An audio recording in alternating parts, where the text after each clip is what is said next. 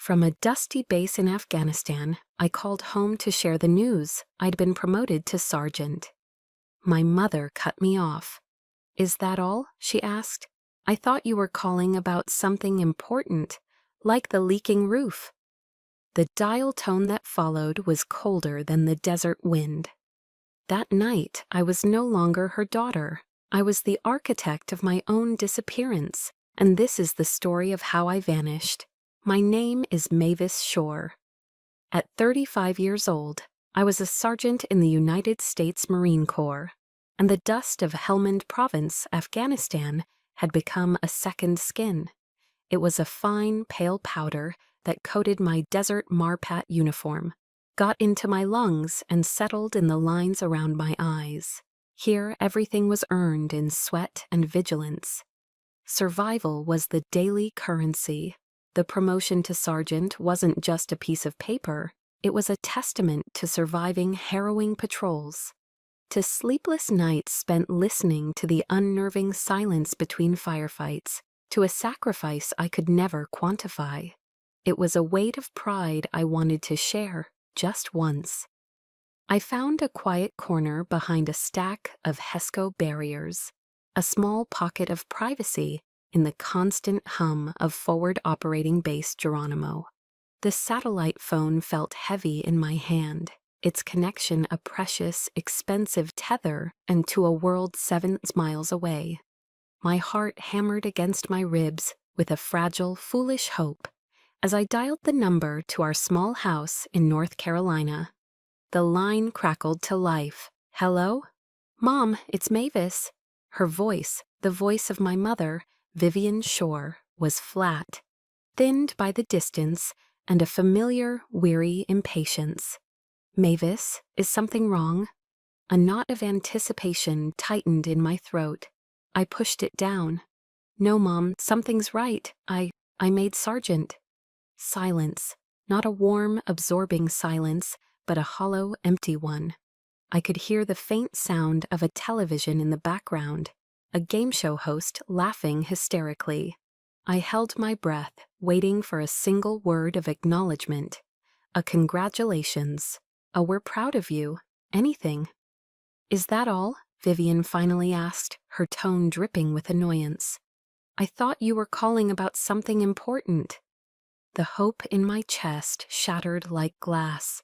This is important, Mom." "Is it?" she countered, the word a slap. "Does being a sergeant help pay for this leaking roof?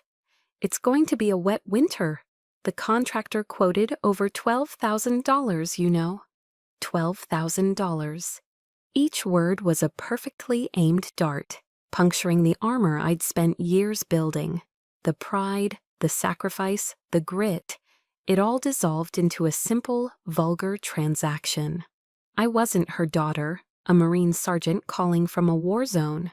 I was a delinquent ATM. The static on the line buzzed, and suddenly it wasn't the sound of the desert. It was the echo of a high school auditorium 18 years ago.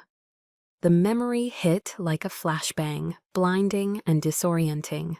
I was 17, standing on a brightly lit stage, my hands clammy as I accepted the North Carolina Award for Academic Excellence.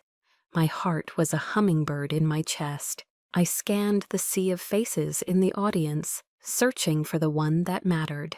I found her. My mother, Vivian, was in the 4th row. But she wasn't looking at me. She wasn't even looking at the stage. She was turned to the woman beside her, her mouth moving in a familiar, complaining rhythm. In her lap, she was flipping through a weekly sales flyer from the local Piggly Wiggly, her finger tracing a deal on canned green beans. She was talking about the rising price of gas. Her gaze never once lifted to see her daughter bathed in the spotlight of achievement. I didn't exist. The feeling was a cold, smooth stone in my gut then, and it was the same stone I felt now.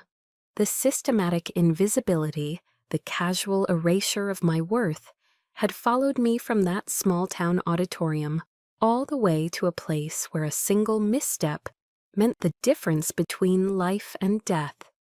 "Mavis, are you still there?" Vivian's voice snapped me back to the present. "Look, I have to go. My show is on. We'll talk about the roof later." The line went dead. She had hung up.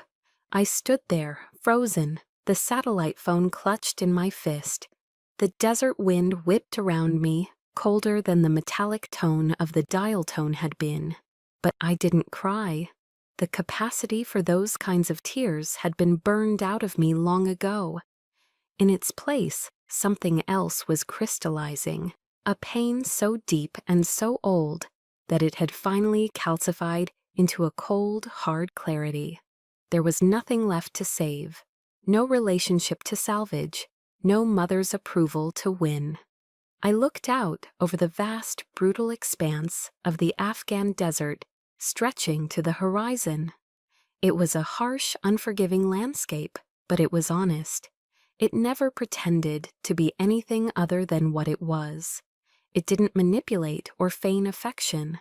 It simply was. That night, sleep was an impossibility. The stars over Helmand were a brilliant, indifferent canopy of white fire in the black sky. I lay on my cot, listening to the distant drone of a generator, and made a decision.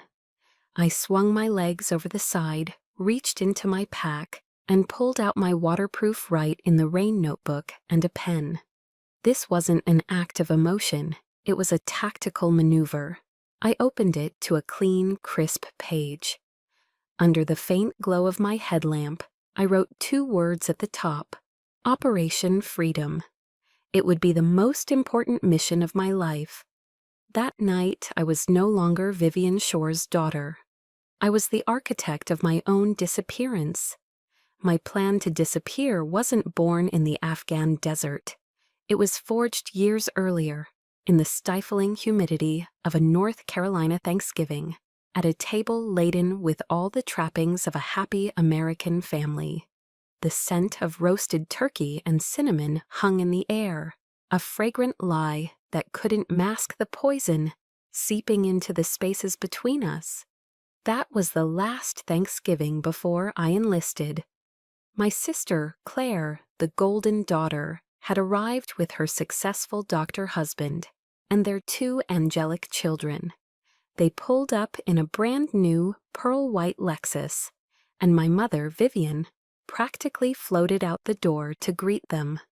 For the next hour, Vivian's voice was a constant, cooing drone of adoration. She admired my brother-in-law's car, stroked the sleeve of his cashmere sweater, and gushed over the delicate Tiffany necklace sparkling at Claire's throat. Claire was the living embodiment of my mother's aspirations. Beautiful, married to wealth, and effortlessly perfect. I was the counterpoint, the shadow that made the light seem brighter.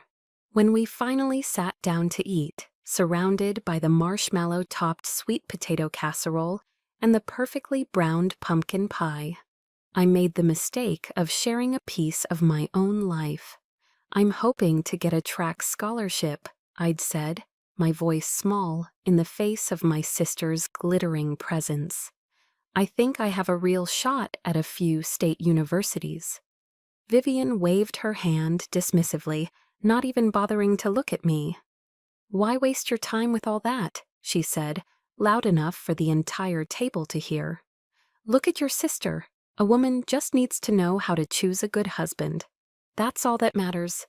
She then turned her gaze on me, her eyes cold and assessing. "You should learn from Claire, Mavis, at least learn how to make yourself look like you have some value." A heavy silence fell over the table. My brother-in-law cleared his throat.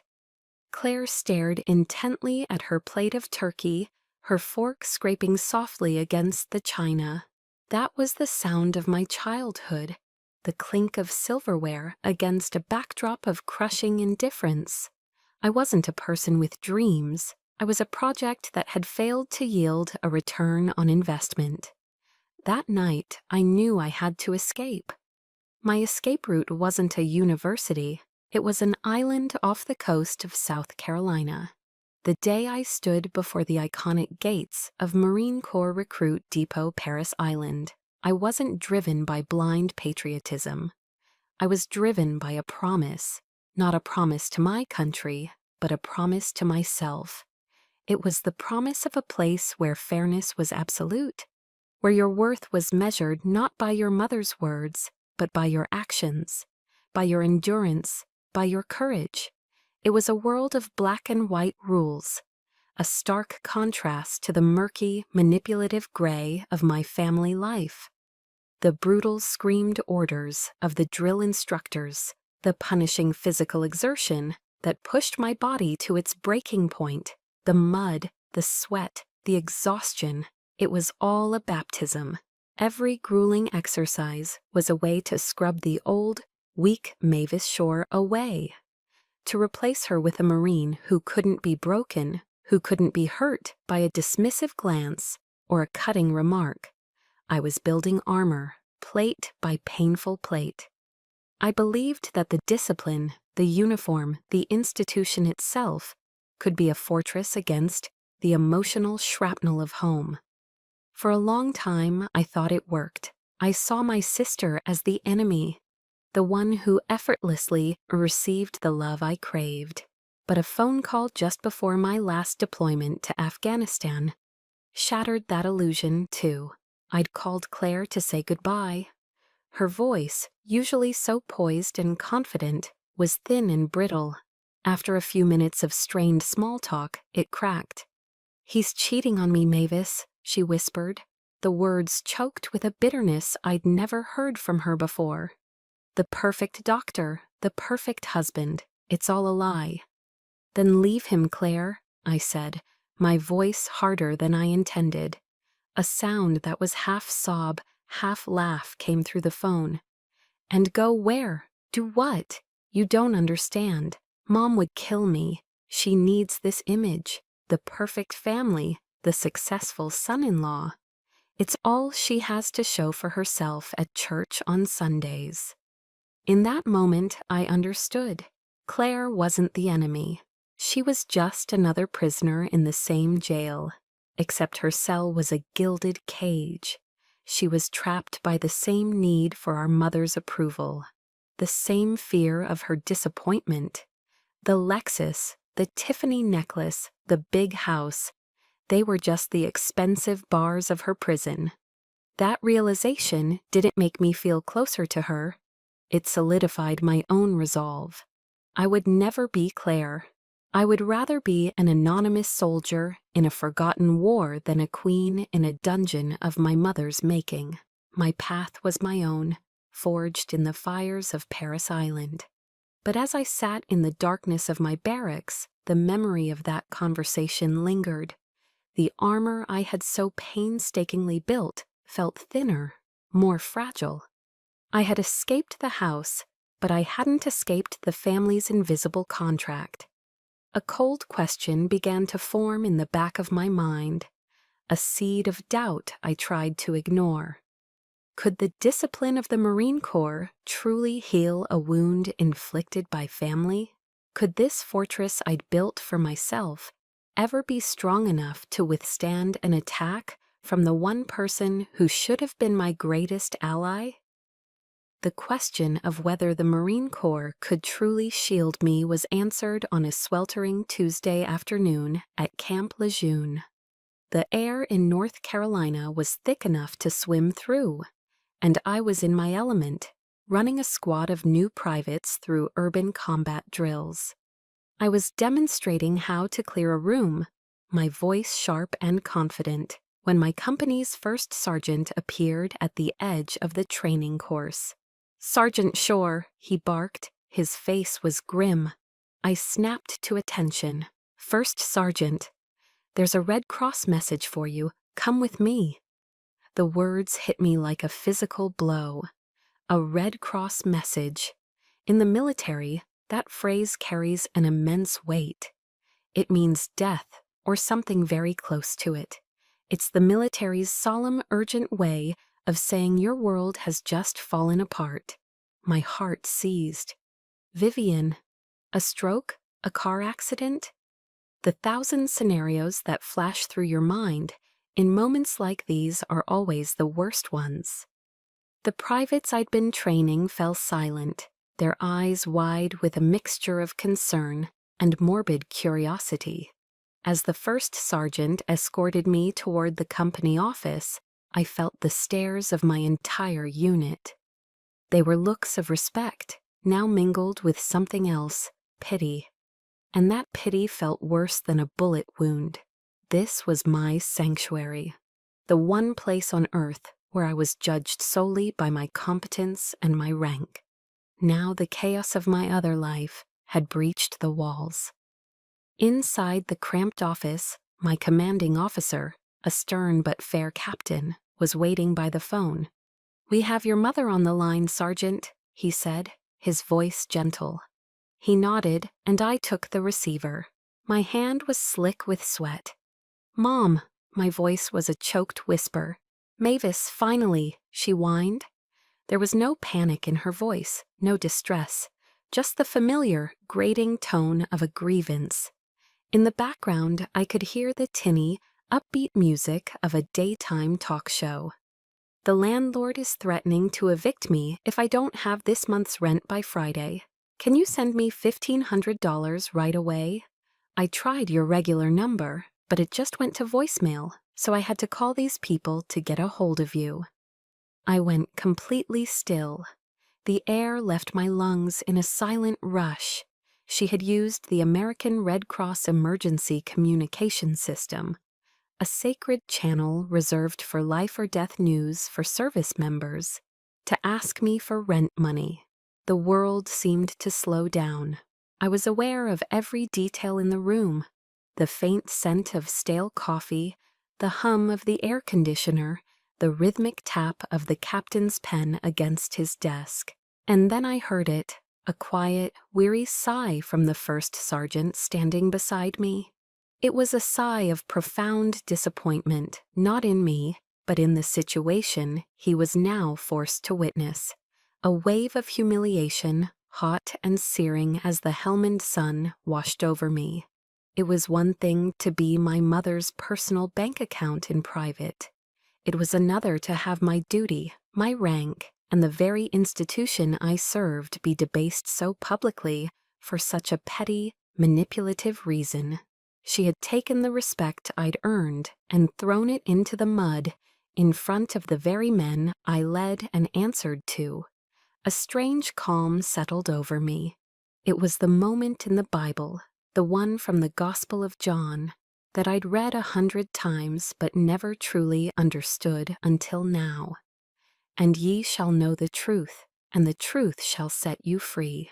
The truth was, my mother was a black hole of need who would weaponize anything: my love, my duty, even a national support system for the armed forces, to feed her own endless drama, and accepting that truth was the only thing that could ever liberate me. "I'll handle it," I said into the phone, my voice devoid of all emotion. I hung up without another word. I turned to my CO, my back ramrod straight, my face an unreadable mask. "Sir," I said, my voice steady. It was a false alarm. I offered no other explanation. The look in his eyes told me I didn't need to. That same afternoon, I walked into the base's finance office. I didn't wire any money. I didn't make a withdrawal. I walked to the counter and requested a change of information form. In the section for emergency contact, I took my pen and drew a single clean line through the name Vivian Shore. In its place, I wrote the name of a retired Marine gunner I knew, a man who understood honor. Then I went to the administrative office and began the formal proceedings for an early discharge from the service. The last drop had fallen. The line had not just been crossed, it had been obliterated. This was no longer a family squabble. The battle had officially begun. After filing the initial discharge paperwork, a profound, hollow quiet settled over me. The righteous anger that had propelled me through the day had cooled, leaving behind the cold, heavy ash of my decision. I got in my truck and drove not back to the sterile quiet of my off-base apartment, but towards a place on the outskirts of Jacksonville that smelled of stale beer, worn leather, and a shared, unspoken history. The VFW Post 314 was a low-slung brick building, unassuming from the outside, with a faded American flag fluttering out front. Stepping inside was like entering a different era. The light was dim and golden, illuminating the dust motes dancing in the sunbeams slanting through the high windows. It was more than a bar. It was a sanctuary, a chosen family's living room. This was where I went to find Arthur. Arthur Wasilewski, a retired Marine gunner and a veteran of Vietnam, was the man whose name I had written on my emergency contact form without hesitation. I found him at the far end of the room, playing a solitary game of 8-ball under the green felt glow of the overhead lamp. His movements were slow and deliberate, the quiet, satisfying crack of the balls the only sound that broke the afternoon calm. I slid onto a worn vinyl stool at the bar and ordered a bottle of Budweiser. The cold glass felt good in my hand, a small anchor in a sea of uncertainty. After a few long swallows, I carried the bottle over to the pool table. Arthur looked up as I approached, his eyes framed by a deep web of wrinkles, holding a quiet, assessing intelligence. He didn't speak, just nodded toward a nearby chair, a silent invitation. I sat, and then, in a low, even voice, I told him everything. I wasn't emotional. I reported the facts, from the hopeful satellite call in Helmand to the humiliating Red Cross debacle at Lejeune, as if I were delivering an after-action report. It was the only way I knew how. I wasn't looking for pity or advice. I just needed someone who spoke the same language, the language of honor, duty, and sacrifice, to hear the unvarnished truth. I needed a witness who would understand the profound weight of a reputation being trampled, not by an enemy, but by the one person who should have fiercely protected it. Arthur listened, his expression unchanging, his gaze steady. He didn't interrupt, didn't offer a single word of empty comfort. He let my story hang in the air between us, giving it the gravity it deserved. When I finished, the silence felt immense. He slowly, methodically, chalked the end of his cue stick, the soft scraping sound filling the quiet. He leaned over the table, lined up a shot, and with a smooth stroke, sank the 8-ball cleanly into the corner pocket. The game was over. He leaned his cue stick against the wall, turned to face me fully, and finally spoke. His voice was gravelly, worn smooth by time and unfiltered truths. "You can't change her, kid," he said, his words brutal in their simple honesty. Some people, they only feel alive when they're setting fire to someone else. They need the drama. You've got two choices. You can keep letting her use you as fuel, or you can pull the plug. There is no third option. He wasn't offering a shoulder to cry on. He was giving me a battlefield assessment, a tactical reality from a man who had seen more than his share of unwinnable wars. His words weren't a comforting lie. They were a harsh, liberating truth. It was the permission I had never received, the validation I had long ago stopped asking for. Pull the plug. It wasn't a suggestion. It was an order to save myself. I nodded slowly, a deep, shuddering breath escaping my lungs. "Thank you, Arthur." "Nothing to thank me for, Sergeant," he said, the use of my rank a final subtle act of respect. Driving back to my apartment, his words echoed in my mind. For the first time, I felt a flicker of something other than anger. I felt purpose. I remembered a speech by Admiral William H. McRaven that had gone viral. He'd said, "If you want to change the world, start off by making your bed." A simple, disciplined act to begin the day, to create a small victory you can build on. My world had been shattered. I couldn't change that, but I could change my own. And my plan to disappear, my Operation Freedom, had to begin the same way. Not as a chaotic, emotional escape, but as a meticulously planned campaign. It had to start with the small, disciplined tasks. It had to start with me making my own bed. That evening, I didn't sit and stare at the walls. I got to work. My laptop glowed in the dark room. I went online and opened a new checking account with a small credit union based in Portland, Oregon, a state I'd only ever seen in pictures. The name sounded like a promise of rain and green, a world away from the dust of Afghanistan and the stifling air of North Carolina. I logged onto Craigslist and began posting ads for the things I wouldn't be taking with me. The bulky television, the mismatched furniture I'd bought at a thrift store, the set of Callaway golf clubs I never used. Each small action was deliberate, a quiet declaration of independence.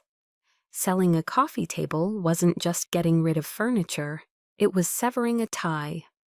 Opening that new account wasn't just a financial transaction, it was laying the first brick in a new foundation, thousands of miles away. I was dismantling my old life, piece by methodical piece, building a fortress of freedom around my future. Before a soldier deploys into hostile territory, there are rituals, final checks, letters written, goodbyes said. Before I executed Operation Freedom, my own deployment into the unknown, I knew I needed one last ritual. One final desperate attempt at peace, not because I believed it was possible, but so that I could one day tell my own conscience that I had tried everything. It was my mother's 62nd birthday. Armed with a sliver of foolish hope I should have known better than to possess, I planned a surprise party. I booked a table at La Serenata, the nicest family-owned Italian restaurant in town. A place with red and white checkered tablecloths and the warm, comforting smell of garlic and oregano. I invited Claire and her family, hoping their presence would force a fragile civility. I even spent a small fortune on the perfect gift, a soft, dove-gray cashmere shawl, the kind I had once seen my mother admire in a department store catalog. It was my final peace offering, laid at the altar of a god I knew was cruel. The evening was strained from the moment she walked in. Vivian's face, instead of showing surprise or pleasure, registered only suspicion. She surveyed the cozy restaurant as if it were a trap. "This place is too noisy," was the first thing she said. The dinner was an exercise in tension. Vivian complained that her chicken piccata was too dry. She criticized the waiter for being too slow. Claire and her husband exchanged nervous glances, trying to fill the awkward silences with cheerful chatter about their children's school activities. I sat mostly silent, a knot tightening in my stomach with every passing minute. When the time came for gifts, I slid the elegantly wrapped box across the table. "Happy birthday, Mom." She took it without a word, her painted fingernails tapping impatiently on the lid. She peeled back the paper, glanced at the luxurious cashmere inside, and then, with an air of complete indifference, set the box aside on the empty chair beside her.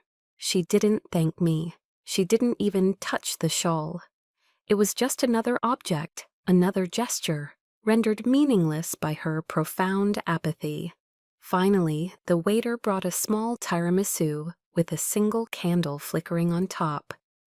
Claire's husband, ever the dutiful son-in-law, raised his wine glass. "To Vivian," he said heartily, "a very happy birthday. May you have many more." We all raised our glasses. "Happy birthday, Mom," Claire and I chorused softly. Vivian surveyed her family, a strange cold smile playing on her lips. It wasn't a smile of happiness. It was the smile of someone holding a winning card, about to lay it on the table with devastating effect. She looked past Claire, past the grandchildren, her eyes locking directly onto mine.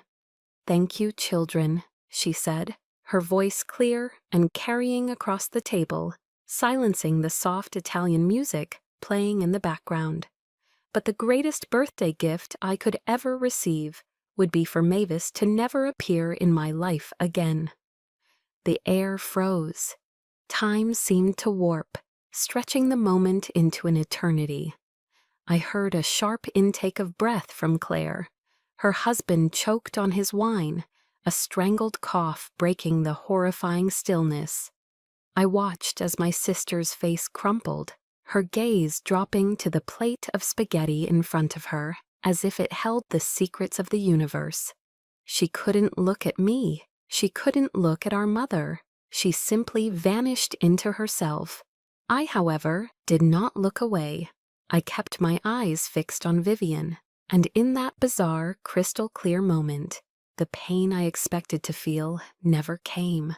There was no sting of tears, no lump in my throat. Instead, an odd Arctic calm washed over me.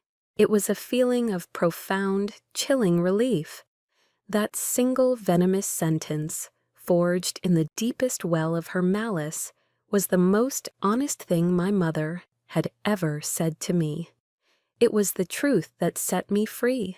It was the final, undeniable confirmation that there was nothing left to salvage, nothing to fight for, nothing to mourn. It was Arthur's voice in my ear. Pull the plug.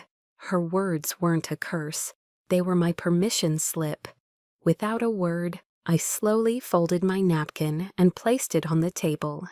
I reached into my purse, pulled out my wallet, and laid enough cash on the table to cover the entire bill and a generous tip besides. My movements were calm, deliberate. Then I stood up. I pushed my chair in, turned my back on the frozen tableau of my family, and walked out of the restaurant. I didn't look back. I didn't hesitate. I walked out into the cool night air, leaving the warm glow of La Serenata behind me forever. My old life did not end in a blaze of glory or a flood of tears. It ended right there, on the cracked pavement of a parking lot, with the quiet click of a restaurant door swinging shut behind me. That night, I didn't go back to my rented apartment. The woman who lived there, the dutiful daughter who always paid her rent on time, was already gone. Instead, I drove to a cheap, anonymous motel off the interstate, one of those places with a flickering neon sign that cast a sickly green glow on the cracked pavement. This was now my command post. Operation Freedom was entering its final, active phase. My tools were simple, purchased with cash from a 7-Eleven on the way, a burner phone with a prepaid SIM card, and a stack of calling cards. The cold, impersonal motel room, with its thin brown bedspread and the lingering smell of disinfectant, became my tactical operations center. With the methodical precision of a Marine disarming a complex explosive device, I began dismantling my life. Each step was deliberate, each cut clean and final, executed without emotion. First, the financial ties, the credit cards. One by one, I called the 800 numbers on the back of each piece of plastic. The Capital One card I'd had since I was 18, the Bank of America Visa, the Belk department store card my mother had insisted I get.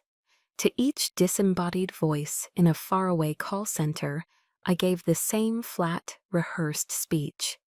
I'm reporting my card as lost and wish to close the account permanently, effective immediately.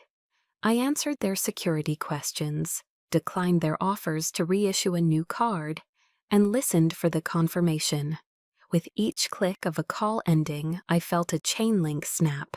Next, the local bank account, my last financial anchor to North Carolina. That was handled with an email, a formal notice to my landlord. I informed him I was vacating the premises, forfeiting my security deposit, and the final month's rent. The financial loss was insignificant. It was the price of my liberation, and I paid it gladly. Then came the smaller threads that weave a life together: the utilities, the car insurance policy, the gym membership. Every call, every email was another thread being snipped. I left no forwarding address. I wrote no letters of explanation, no dramatic farewell notes. After a lifetime of my words being unheard, dismissed, and invalidated, my silence would now be my final deafening statement. My absence would be the only message they couldn't ignore. By late afternoon, the task was nearly complete, but there was one last objective, one final piece of ordnance to deliver, not with malice, but with absolute finality. I drove through the familiar streets of my hometown as the setting sun cast long, mournful shadows across the manicured lawns. I pulled up a block away from the house I grew up in, the house where Vivian now lived alone, a queen in her quiet, lonely castle. I didn't get out and walk to the door. I didn't want a confrontation, another scene, another opportunity for her to twist my actions into a performance of her own victimhood. This wasn't about anger anymore. This was about declaring a sovereign border. I walked to the simple, black metal mailbox at the end of the driveway, the one my father had installed 30 years ago. My heart was a steady, rhythmic drum against my ribs. From the deep pocket of my jacket, I took a small plain cardboard box. Inside were 2 items. The first was the spare key to that house, a tarnished brass key I had carried on my keyring for over a decade, a symbol of a connection I now knew was a one-way street. The second was a single sheet of white paper, folded neatly. On it I had printed a single sentence, not from a poet or a philosopher, but from a 1928 Supreme Court dissent by Justice Louis Brandeis. It was a sentence that had become a cornerstone of American privacy law, and now it was my personal declaration of independence. It read, "The right to be let alone is the most comprehensive of rights, and the right most valued by civilized men." I placed the small box inside the mailbox and closed the metal door with a quiet, final click. It was done. I had returned her key. I had served my notice. The border was now established, fortified by the unimpeachable logic of the highest court in the land. The final phase began just after midnight. I sat in the cab of my old, reliable Ford pickup truck, the engine quiet. In the bed of the truck was a single olive-drab military duffel bag containing everything I owned that truly mattered: my uniforms, my discharge papers, a few well-worn books, and a thick, sealed envelope of cash. I had been slowly, secretly accumulating for years. I took one last look in the rearview mirror. The small North Carolina town was asleep, shrouded in darkness, utterly unaware of my departure. I felt no sadness, no nostalgia, only a profound, boundless relief, as if a massive, invisible weight had finally been lifted from my soul. I was a ghost leaving a graveyard. I turned the key. The engine rumbled to life, a familiar, steady growl. I reached for the radio, twisting the dial until I found a station playing an old Johnny Cash song, his deep, gravelly voice singing about walking a hard line. I put the truck in drive, turned onto the main road, and pointed the nose west, towards the promise of a new sun rising over a new ocean. The 2,800-mile journey to Oregon had begun. The road unspooled before me in the steady glow of my headlights, a dark, empty ribbon leading to a life I had yet to imagine. And I have to ask, if you were in my shoes, finally free with an open road ahead, where would you go? For me, every mile I put between myself and North Carolina felt like another breath of clean, crisp air. I was finally completely on my own, and I had never felt more powerful. The drive west was a blur of cheap coffee, endless highways, and the gradual shedding of my old skin. After days on the road, I finally crossed the state line into Oregon. The air itself felt different, cleaner, cooler, scented with pine and damp earth. I followed the coastline, drawn to the raw, untamed power of the Pacific, and chose a small coastal town that felt like the edge of the world, a place where no one knew Sergeant Mavis Shore. Here I became someone new. I used my middle name, Anne, just Anne. I used my cash reserves to rent a small, weathered, cedar-shingled cabin nestled in a grove of towering Sitka spruce trees. From my porch, I could see the gray, churning expanse of the Pacific Ocean and the silhouettes of massive sea stacks rising from the mist like ancient sentinels. For the first time in my life, I was surrounded not by the judgmental silence of my mother, but by the deep, restorative silence of nature. The rhythmic crash of the waves became my lullaby. My days took on a new, quiet rhythm. I found a simple, unassuming job at a local plant nursery. The work was physical, grounding, my hands calloused and scarred from years of handling rifles and tactical gear. Now learned a different kind of strength. I learned to gently transplant delicate seedlings, to feel the richness of the soil, to nurture new life. It was a silent, undemanding job, and in its own slow way, it began to heal me, one green shoot at a time. I was no longer a weapon or an asset. I was simply a woman tending to a garden. It was there I met Ethan. He was a local carpenter, a man who seemed to be carved from the same sturdy, quiet timber as the trees that surrounded us. He had kind, steady eyes and rough, capable hands that created beautiful, functional art from reclaimed wood. He would come into the nursery to buy cedar for his planter boxes, and we would fall into easy, unforced conversations. He never pushed, never pried. He didn't ask where I was from or what had brought me to this remote corner of the country. He simply accepted me as Anne, the quiet woman who worked at the nursery. One afternoon, as I was loading bags of soil into his truck, he noticed the network of faded white scars on my forearms, mementos from the barbed wire of the Paris Island obstacle course. I instinctively tried to pull down my sleeves, a familiar shame rising in me. Ethan just looked at my hands, his gaze gentle.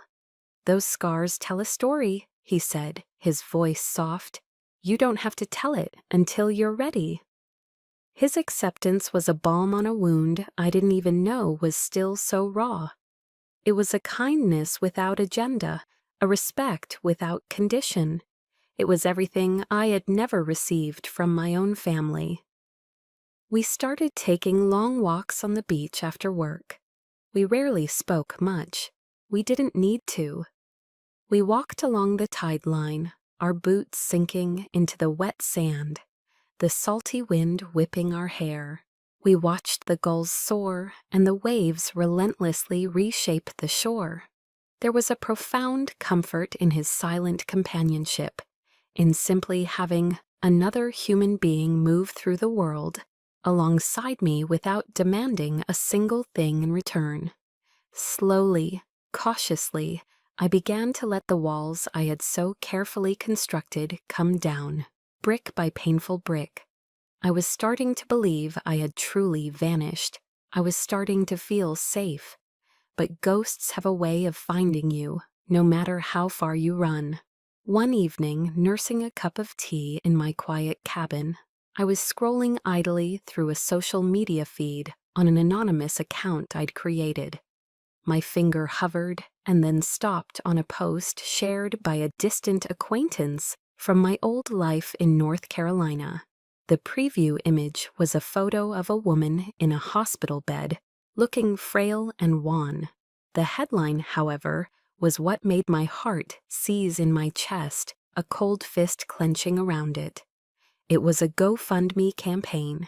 It had been created by my sister, Claire, and the title was a masterpiece of manipulative fiction. It read, "Help my mother, Vivian Shore, abandoned by her daughter while battling a critical illness." Beneath it was the picture. Vivian, looking pale and pitiful, a hospital bracelet on her wrist, and a carefully arranged look of suffering on her face. My breath caught in my throat. My quiet, peaceful world shattered into a million pieces. She hadn't let me go. She had found a way to reach across 3,000 miles and drag me back into her drama. She had taken my disappearance, my desperate bid for freedom, and twisted it into the most potent weapon of all. A public performance of her own martyrdom, with me cast as the villain. The fortress I had built was under siege. With a trembling finger, I clicked the link. The GoFundMe page loaded, and the performance began. The story, written in my sister Claire's elegant, persuasive prose, was a heartbreaking work of fiction.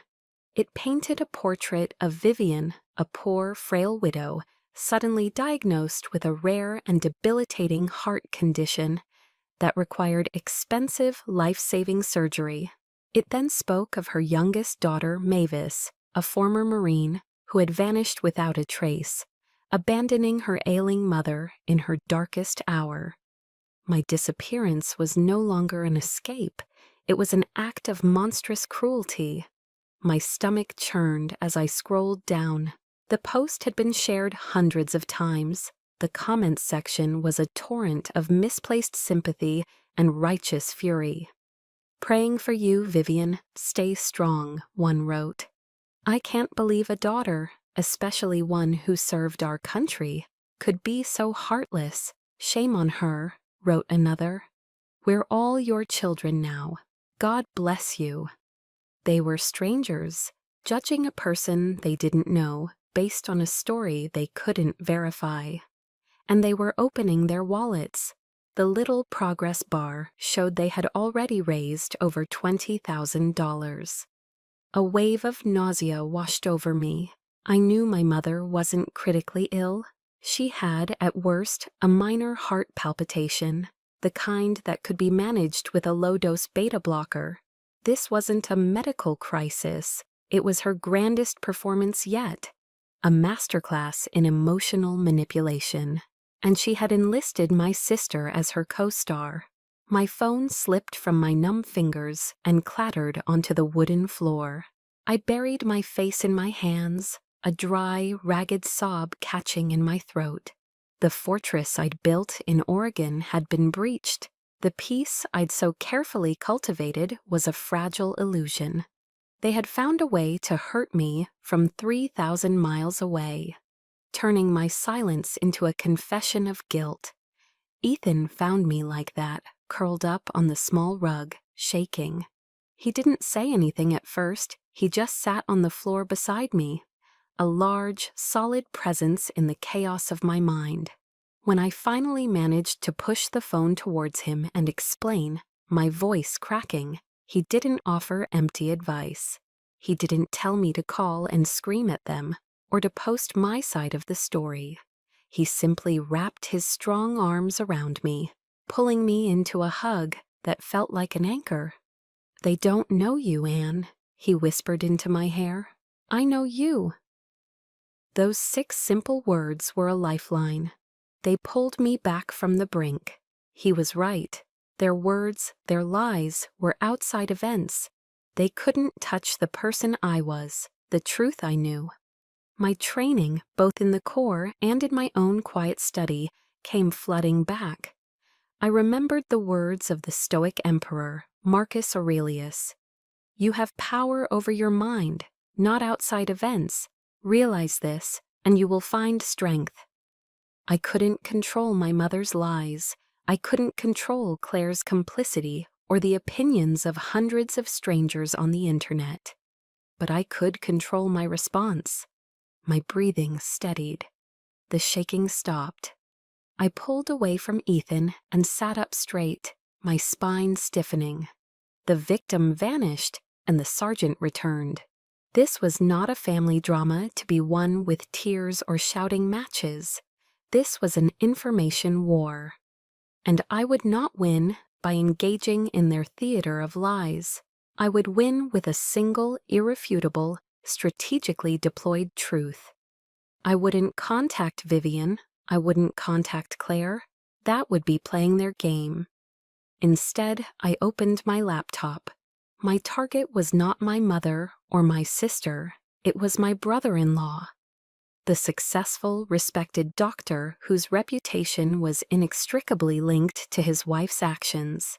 He was the weak point in their fortress. I composed a new email. It was short, cold, and professional. To Dr. Mark Collins. Subject regarding your wife's GoFundMe campaign. The body of the email contained no text, no accusations, no explanations, no emotion. There was only a single attachment. It was a high-resolution scan of the note I had left in my mother's mailbox.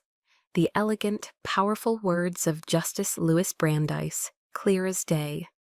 The right to be let alone is the most comprehensive of rights and the right most valued by civilized men. My name wasn't on it. There was no signature. But he would know exactly who it came from. He would understand the implication instantly. He, a man whose entire career was built on ethics and public trust, was now tied to a fraudulent fundraising campaign. He would realize that his wife's participation in this public deception was a liability that could potentially destroy everything he had worked for. I stared at the screen for a long moment, my finger hovering over the mouse. This was it. The point of no return. This was not a plea for understanding. This was a surgical strike. I clicked send. The email vanished into the ether, a silent digital torpedo aimed directly at the heart of their operation. I had just lit the fuse on a time bomb in the middle of their perfect, curated lives. Now all I had to do was wait for the explosion. The silence after I sent the email was deafening. For 3 days, I went about my life in a state of suspended animation, my phone feeling like a dormant explosive in my pocket. I worked at the nursery, my hands tending to ferns and hydrangeas, while my mind was thousands of miles away, waiting for the aftershocks. On the 4th day, they came. Not as a direct explosion, but as a tremor from the past. A message popped up on the old, dormant social media account I hadn't deleted. It was from a high school acquaintance, someone I hadn't spoken to in over a decade. Hey Mavis, crazy stuff going on back home, the message read. That GoFundMe for your mom disappeared overnight. Heard your brother-in-law went ballistic. My breath hitched. The message continued, a second-hand report from the blast zone. Mark, the good doctor, had apparently discovered that Vivian's rare heart condition was nothing more than a minor arrhythmia, something she'd had for years. The fraudulent campaign, which he had unknowingly contributed to, was exposed. He and Claire had a spectacular fight, and he had threatened divorce if she didn't shut down the entire charade immediately. The house of cards had collapsed. Vivian, stripped of her public sympathy, and, more importantly, her access to her son-in-law's wealth, had been defeated. I read the message twice, then a third time. I expected to feel a surge of triumph, a satisfying rush of victory, but there was nothing. Only a profound, hollow emptiness. I had won. but it didn't feel like winning. It just felt over. The war was over, and all that was left was the quiet, desolate landscape of a broken family. A month later, a piece of the wreckage washed up on my shore. A letter, forwarded from my old address, arrived at my small post office box. The handwriting on the envelope was unmistakably my mother's. For a moment, a flicker of some old, ingrained instinct made me want to throw it away unopened. But I knew I had to see it through to the end. The letter was not an apology. It was a final salvo of venom. 4 pages of spidery, enraged script, accusing me of ruining her life, of being a poisonous snake, of turning her own daughter against her. It was a masterwork of blame-shifting and self-pity. But it was the final paragraph that caught my attention. It was the crux of the entire letter, the one shard of truth buried in a mountain of lies. "You won, Mavis," she wrote. "You took everything from me. I hope you're happy with your selfishness." It was a bitter, spiteful concession wrapped in the poison of guilt. It was her last-ditch effort to make me feel responsible for her misery. But reading it, I felt a strange sense of detachment. The words no longer had the power to wound me. They were just ink on paper, the final desperate gasps of a manipulator who had lost her power. She wasn't just admitting defeat, she was releasing me from any lingering subconscious obligation to fix her. I folded the letter and put it in my pocket. I didn't need to respond. The conversation was over. That evening, as the sun began its slow descent into the Pacific, painting the sky in fiery strokes of orange and purple, I took the letter down to the beach. Ethan walked beside me, his presence a quiet, steady comfort. He didn't ask what was in the letter. He seemed to understand that this was a ceremony I had to perform alone. I sat on a piece of driftwood, the cool, salty air on my face. Ethan took a small, weathered piece of cedar from his pocket, and with a few deft folds, fashioned it into a simple, beautiful little boat. He handed it to me without a word. My hands were steady as I took my mother's letter from my pocket. I folded the 4 pages of angry words into a tight, dense square and tucked it securely into the hull of the tiny wooden vessel. I was entrusting the last remnants of my past to this small, sturdy craft. I walked to the water's edge, the cold foam of a receding wave washing over the toes of my boots. I knelt and gently placed the little boat on the surface of the water. For a moment it bobbed in the shallows. Then a larger wave surged forward, lifting the boat and carrying it out into the surf. Ethan stood beside me, his hand resting lightly on my shoulder. We watched in silence as the small vessel was pulled by the relentless tide, growing smaller and smaller, a tiny speck against the vast, darkening ocean. We watched until it was completely swallowed by the immensity of the sea, disappearing into the twilight.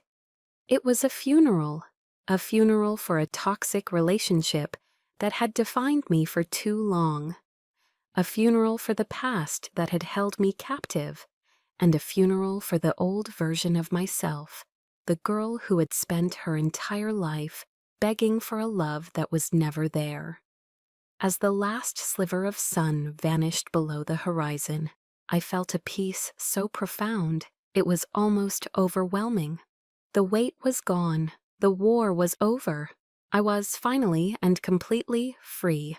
Several years passed. The quiet, healing rhythm of my life in Oregon continued, steady and true as the tides. The past didn't vanish entirely, but it receded, its sharp edges worn smooth by time and distance, becoming a faint, distant shoreline I no longer felt compelled to look back on. Our wedding day was perfect because it was simple. There was no grand church, no elaborate reception, There was only the vast, windswept expanse of the Oregon coast, the salty air and the eternal sound of the Pacific waves crashing against the shore. I wore a simple white linen dress that danced in the breeze. Ethan wore his best flannel shirt.